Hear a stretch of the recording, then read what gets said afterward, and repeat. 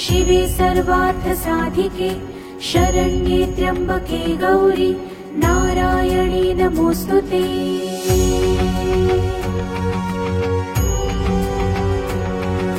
प्रथमं शैलपुत्री च द्वितीयं ब्रह्मचारिणी तृतीयं चन्द्रघण्टेति पुष्पाण्डेति चतुर्थकम् पञ्चमं स्कन्दमातेति षष्ठं कात्यायनीति च सप्तमं कालरात्रीति महागौरीति चाष्टमम् नवमं सिद्धिदात्री च नवदुर्गा प्रकीर्तितः।